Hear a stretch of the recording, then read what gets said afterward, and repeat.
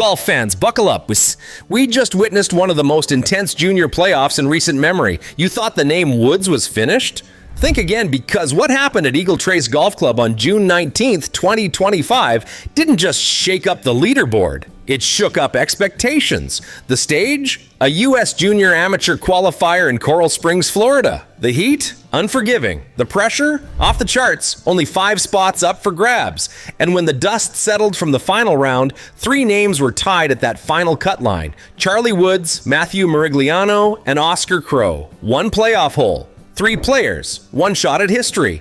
But before we get to the fireworks, let's rewind for a second. Charlie had clawed his way back into contention with a steady back 9, while Morigliano was locked in all day, barely missing a beat. Oscar Crowe, right in the mix, grinding until the very last hole. And just like that, bam, the scoreboard was frozen. 3 players sitting at 171. Only 1 would move on to Dallas for the 2025 U.S. Junior Amateur Championship. 3 teenagers, 1 shot at the national stage. Who blinks first? Spectators leaned in, phones came out. The gallery swelled with whispers. Because, let's be honest, it wasn't just another playoff, it was this playoff. Charlie Woods, the 16-year-old son of a golf legend, now standing in his own moment. No dad, no spotlight, just pressure. If you weren't watching live, you missed one of the coldest clutch moments of the year. This wasn't hype, it was heart. 3 enter, only 1 leaves with the ticket. Everything was calm until the first swing. So what exactly happened in that playoff that left people speechless? And why is everyone still talking about it days later? Stick around, because what Charlie did next, no one saw coming. And it may have just changed the junior golf conversation forever. When the first tee shot was struck at Eagle Trace, nobody knew it would all come down to 3 names, 1 number, and 1 nerve-wracking playoff. But by the time the scorecards were signed, the tension was suffocating. All 3, Charlie Woods, Matthew Morigliano, and Oscar Crowe, finished the round at 171. That's not just respectable, that's survival mode under pressure. But here's where it gets real. It wasn't a cakewalk. Eagle Trace wasn't forgiving that day. The Florida heat was brutal. The greens, fast and moody. And the stakes, sky high.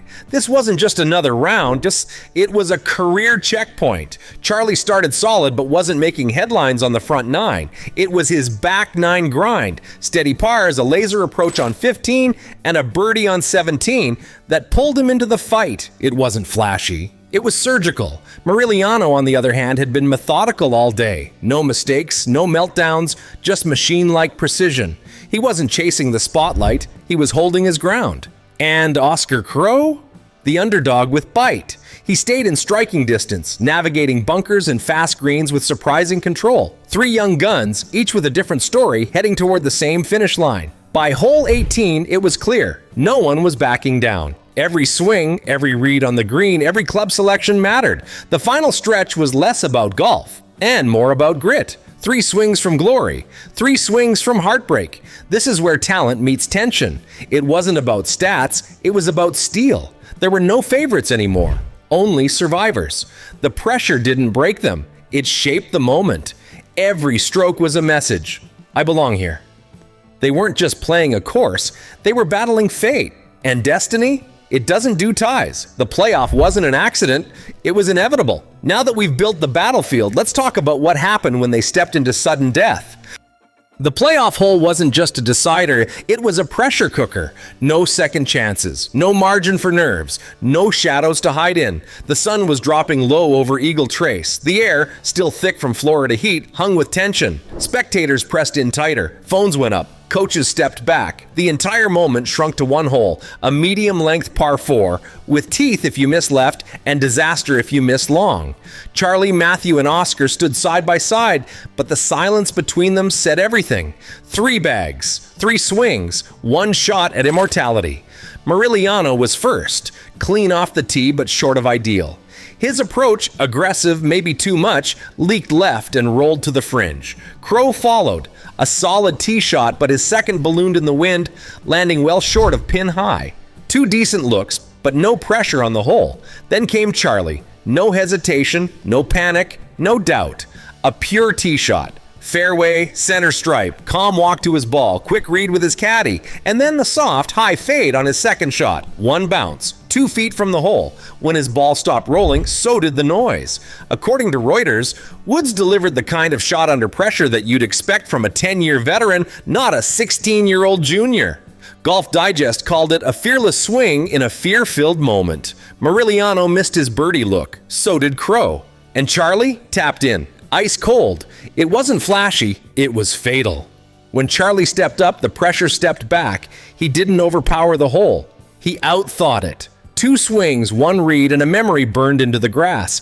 This wasn't just golf, but it was a mic drop. He didn't win by distance, he won by decision. That flag didn't just mark the hole, it marked the moment. Charlie didn't flinch, he finished. 1 hole, 1 birdie, 1 Woods, and the golf world left speechless. The birdie had dropped, the crowd had gasped. The playoff was over. But the story? That was just getting started. Charlie didn't just walk off that green, he walked into headlines. CBS Sports called it a clinic in composure. NBC Sports went further, saying, Charlie Woods just gave us a glimpse of his father's mental game.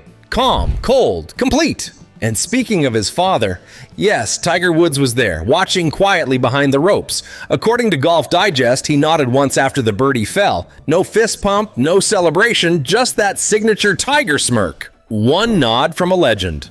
A lifetime of meaning. And this wasn't just a playoff, it was a statement, a message to every junior in the country. Charlie isn't just the son of, he's now the one to watch. This was no longer about a name, it was about a mindset. For Matthew Moriliano, it was heartbreak, but not humiliation. His round was strong, his playoff was gutsy. He's now an alternate for the U.S. Junior Amateur. But missing that last step, it stings. He was this close, the spotlight shifted, but the respect remains. And for Oscar Crow, same story. Strong showing, but not enough in the moment that mattered. Golf is cruel because it only remembers the one who closed. This was the moment Charlie Woods stopped chasing, saw, and started owning. Tiger didn't raise a shadow, he raised a storm. The gallery didn't cheer, they stood frozen. There was no roar, only realization. Charlie didn't talk, he delivered. He didn't celebrate, he confirmed. The playoff didn't crown a qualifier, it launched a name. And everyone watching knew this kid isn't here to participate. Now, the field is watching, coaches are taking notes, juniors are sharpening their games, and Charlie, he's not looking back because the up next is Dallas, and he's not done yet. Charlie Woods didn't just win a playoff, he punched a ticket to the biggest stage in junior golf. But if you think that birdie was the end, you're not watching close enough.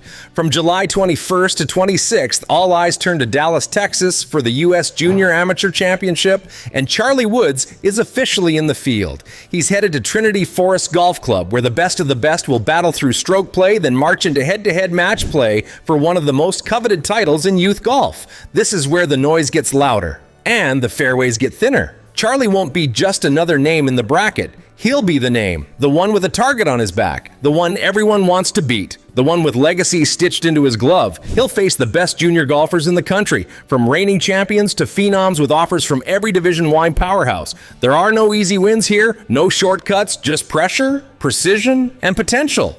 He's no longer the story of a father. He's the story of the future. This isn't about fame, it's about fire. The bracket won't care about his last name, but the crowd will.